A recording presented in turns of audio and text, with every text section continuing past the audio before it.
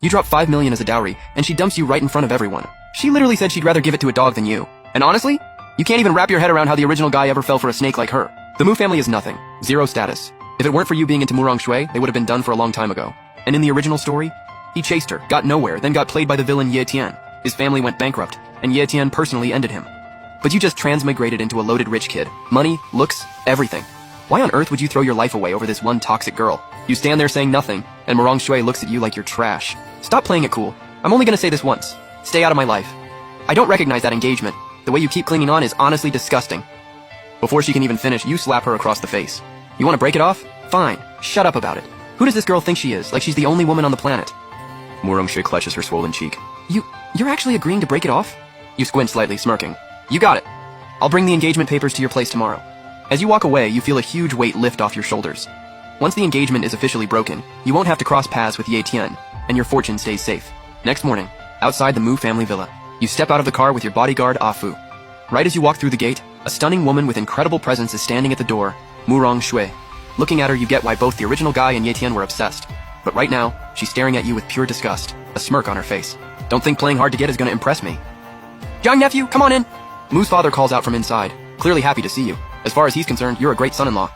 I hope you're not pulling some kind of stunt. That would only make me hate you more. Murong Shui pauses, ice-cold expression on her face, then walks inside. You couldn't care less about what she said. You're not that desperate simp anymore. Whether she likes you or not means absolutely nothing to you. The second you're inside, you drop a file in front of Mu's father. Uncle Mu, I'm here for 2 things. Mu's father curiously flips it open, and the first thing he sees is engagement contract. Nephew, what is the meaning of this? You say it casually, no drama. I'm here to call off the engagement. Mu's father looks like he just saw a ghost.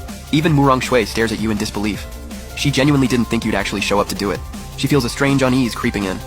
But then she thinks, you've been chasing her since forever. This has to be some reverse psychology move.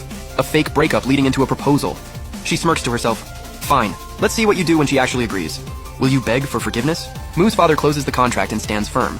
Did Shuer do something to wrong you? If not, take this back. As far as I'm concerned, you were never here today. Murong Shui is already picturing you slinking away with the contract in hand, tail between your legs. The smirk on her face gets bigger. But you don't do what she expected. Instead, you pull a pen out of your pocket and sign your name. Miss Mu is way out of my league. I wouldn't dare. Please sign it too, Mr. Mu. Let's make this official. Murong Shui sees your signature on that contract and it hits like a lightning bolt. She freezes. The smirk vanishes completely. In that moment, you feel like a total stranger to her. Mu's father slams the table and shoots up from his seat, furious. This engagement was made by our families. You can't just walk away from that. You look at him calmly, tone flat and unbothered.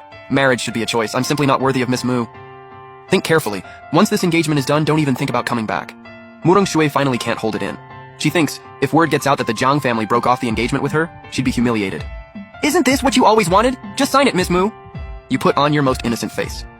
Once you sign, we move on to the second thing. I'll ask you one last time. Are you sure you want out? Murong Shui glares at you, rage burning in her eyes. She never wanted to marry you, but your attitude still pisses her off. You used to practically worship her, and now you just want out? That stings in a way she didn't expect. If anyone was gonna end this, it should have been her. But she's already in too deep to back down now. She grabs the pen and signs her name fast. What else do you want? Murong Shui snaps. But the second that ink hits the paper, it doesn't feel like relief. It feels bitter. You glance at her signature on the contract, then pull out a second document. Mr. Mu, these development projects were handed over to your family as part of the dowry. Now that the engagement is over, I'll be taking them back. Why would we give those back? Mu's father drops the act entirely. Done pretending. Those projects alone are worth 1.5 billion. You trying to steal from us? Your expression darkens. In the original story, Ye Tian was able to take down the Jiang family largely because of the Mu family's backing. And those projects, they're gonna be worth 5 billion down the line. No way you're letting that money fuel Ye Tian's rise. Zhu Er spent all that time with you. Think of those projects as compensation for her. Mu's father says it without a shred of shame. You let out a cold laugh. For starters, I never even touched her hand. But even if I had, is Murong Shui made of diamonds? Is she worth 1.5 billion? How dare you insult me like that? Security, throw them out! Murong Shui screams, completely losing it. Whatever respect she had for you is now at absolute zero. You think you can kick us out without signing? Dream on. You glance at Ah Fu. He already knows what to do and heads straight for the front door. He squares up against the Mu family's security team. Get them! At Murong Shui's order, a dozen guards charge at Ah Fu with batons. Your guys aren't built for this, Mr. Mu. You should just sign the document. You slide the file in front of him. By the time you finish talking, most of the Mu family's guards are already down. Mu's father has lost all his fire. He calms down and puts on a smile. Those projects are managed by Elder Tang, and he's not nearly as easy to deal with as I am. That's not your problem to worry about. You grab the signed document and walk out. Not another word. But just as you step outside, a sharp voice cuts through the air. You think you can just beat people up and walk away? Ye Tian, what are you doing? Mu's father shouts from behind. You spin around instantly. So that's Ye Tian. Ah Fu, take him out. You say it cold and flat.